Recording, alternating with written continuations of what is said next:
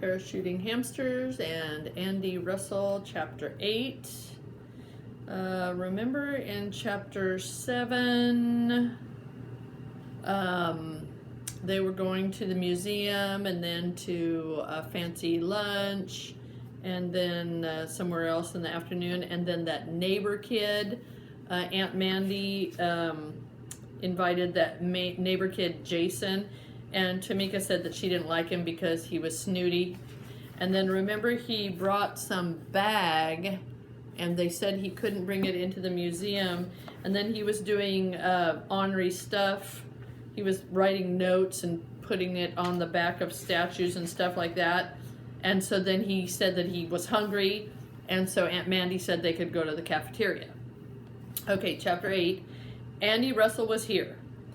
There were lots of white tables surrounded by white plastic chairs in the museum cafeteria, but other than two women sitting at one of the tables and drinking coffee, the seats were empty. A large counter in front with a sign above it listed the menu: hot dogs, hamburgers, french fries, potato chips, ice cream, fruit, soda, milk, juice, coffee, tea. What would you like? Aunt Mandy asked Tamika, Andy, and Jason. When they reached the counter, a man stood there ready to take their order. I want potato chips, Andy answered. I would like an apple, Tamika said. Then Jason said, I want ice cream, french fries, and a can of orange soda. Aunt Mandy placed the order and told the man she wanted a cup of coffee. The food was put on 2 trays. Andy and Tamika each carried a tray to the table they shared. Jason looked at the food he had ordered and said, I have to go to the bathroom. Hurry back, Aunt Mandy told him, before the ice cream melts. I will, Jason said, and quickly left the cafeteria. You have to go too, Tamika whispered to Andy. You have to follow him. No, I don't. I went before we left the apartment. Yes, you do, Tamika insisted. You have to make sure he doesn't get into trouble. Oh, that's right, Andy said, loud enough for Aunt Mandy to hear. I have to go to the bathroom too. May I be excused? Yes, you may, Aunt Mandy told him. Andy hurried out of the cafeteria. In the hall, he found a door marked men. He opened it and went in. Andy looked around. The bathroom appeared to be empty. Maybe he went somewhere else, he thought. Maybe he's sticking a note on one of the paintings, or on the Eaton Joshua statue, or on the sleeping guard. Andy was about to leave the bathroom when he heard a squeaking sound. Eek! Andy stopped. Eek! The noise was coming from the second stall. The door was closed, but Andy saw a pair of sneakers, and they were set on the floor. Here's a picture. See the sneakers right there? They were set on the floor the way they would be if someone were using the toilet. He watched the sneakers. They moved to the right. Eek! Eek! The sneakers moved again, this time toward the door to the stall. Andy quickly went to the sink and turned on the water. He looked in the mirror above the sink and watched the door to the second stall. When Andy saw the door open, he put his hands under the running water and started to wash them. Jason came out of the stall, saw Andy, and asked, Hey, what are you doing here? You needed to use the bathroom, and so did I, Andy answered. Jason was about to leave the bathroom. Aren't you going to wash your hands? Andy asked. Oh, Jason said, and he joined Andy at the sink. Andy noticed red marks on Jason's hands. Jason washed his hands with soap, and the marks came off. Let's go, Jason told Andy. I'm done, and so are you. As they moved past the stalls, Jason walked between Andy and the doors to the stalls. Andy tried to look into the one Jason had been in, but Jason was in the way. You did something in there, didn't you? Andy asked. Of course I did. That's why I came to the bathroom. When Andy and Jason returned to the table in the cafeteria, Tamika whispered to Andy, What did he do? I don't know, but he got red stuff all over his hands. As Andy ate his potato chips, he watched Jason. Jason dipped one of his french fries into the cup of vanilla ice cream, and then he ate it. He drank some orange soda, then he dipped more french fries into the ice cream and ate them too. Aunt Mandy put down her cup of coffee and said, We're going to see the Impressionist paintings next. Then she too watched Jason eat. That's an interesting combination, potatoes and ice cream. On ingenious, Jason said with his mouth full. He swallowed. It's delicious, he said again. When they left the cafeteria, Andy said, "I'll be right back." He hurried into the bathroom and opened the door to the second stall.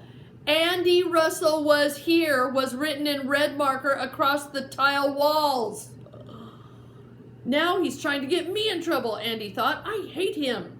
He rubbed the red printed Andy and smudged it. He rubbed harder and smudged it more. At least he didn't use a permanent marker, Andy thought, as he hurried to the sink. He pulled 2 paper towels from the dispenser, wet them, and returned to the second stall. He rubbed Jason's message again and smudged it some more. Andy threw the 2 paper towels out and pulled 2 more from the dispenser. He wet them, and this time he squirted on some liquid soap. The bathroom door opened. One of the guards entered. He smiled at Andy as he walked into the bathroom, but as he passed the second stall, he stopped. "What's this?" he asked. The guard went into the stall and quickly came out. He pointed to the writing on the wall and asked Andy, "Did you do that?" "No, sir." "What's your name?" the guard asked. "Andy Russell." "That's the name on the wall," the guard told Andy. "Now you wash it off." "That's what I'm doing," Andy said, showing the guard the wet paper towel. The guard watched as Andy scrubbed the wall some more.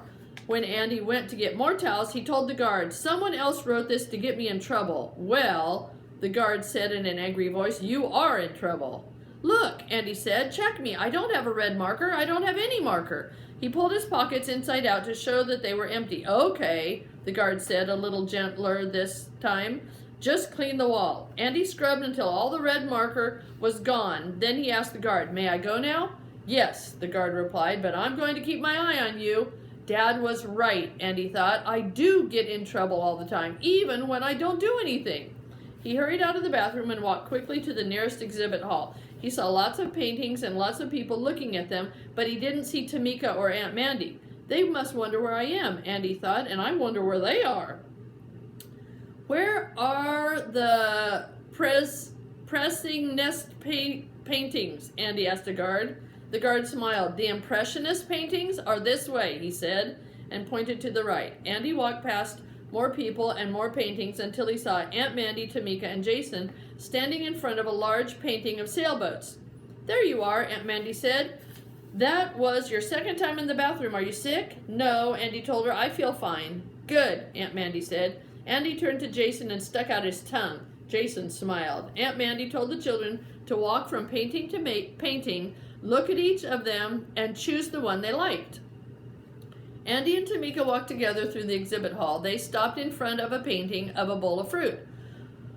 "What took you so long?" Tamika whispered. "He wrote Andy Russell was here on the bathroom wall and I had to wash it off," Tamika said. "He wanted to get you in trouble." "He did get me in trouble. While I was washing it off, a guard walked in." "Yikes," Tamika said. "I'm afraid that guard will tell the woman with the clipboard. She'll think I stuck that sign on the Marble Man." Tamika looked across the exhibit hall at Jason. "He thinks he's so funny," Tamika said, "but he's not."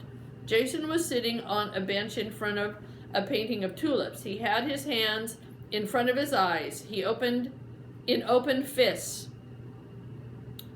And he was, looking through them like binoculars, like that. "Yesterday," Andy said, "I started a list of clues about who threw the hamsters out of the building. It's a short list. The only clues I have are that they were thrown from a high floor and whoever did it has fancy handkerchiefs and is good at tying tiny knots.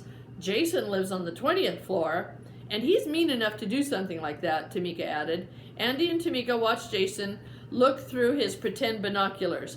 "And I think whoever tossed the hamsters also put butter on the elevator buttons," Tamika said. "Aha," Andy said. "Detective Andy Russell has another clue. When Aunt Mandy pushed the button for the elevator last night, the elevator came down from the 20th floor. Jason had probably just buttered those buttons." Tamika turned around. Then she turned to one side. "What are you doing?"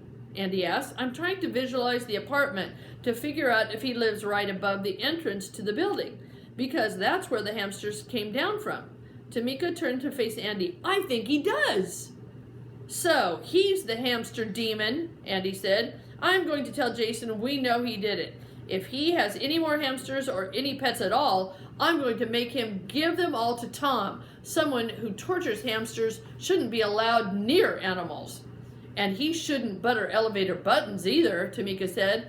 But we can't accuse him. He'll just say, no, it wasn't me. We have to trick a confession out of him. Dun, dun, dun.